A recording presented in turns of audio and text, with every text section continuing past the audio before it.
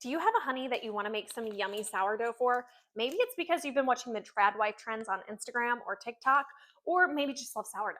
Well, if that's you, this is from Apron Maven. They sent this to me to give you my feedback on their little starter mix. So here's what you're going to need to have a wonderful loaf of sourdough bread. First off, make sure you read the instructions. We're gonna quickly go through these.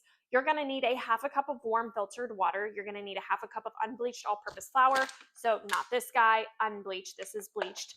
You're gonna need a jar, you're gonna need a cloth. It'll work better if you do have a scale. Day one, half cup water, half cup flour, mix it in a wide mouth jar, store at room temperature.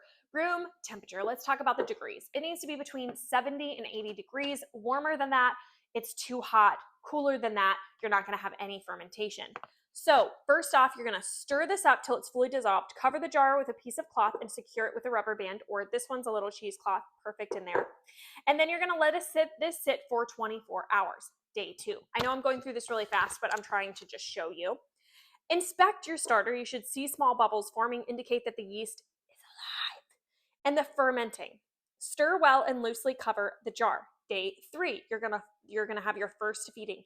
By now, the starter should be showing more active. You're gonna feed the starter by stirring in half a cup of filtered water, half a cup of flour. Mix until consistency resembles.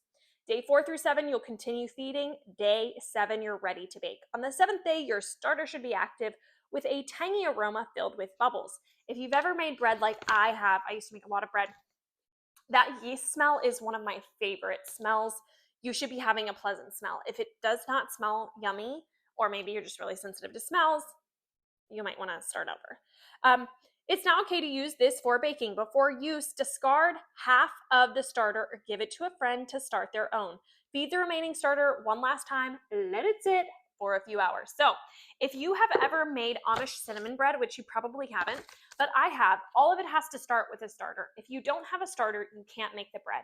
Sourdough bread is the same thing. You have to have a starter in order to make the bread, but unless you continuously feed your starter and start selling loaves on the sidewalk, you're gonna have too much.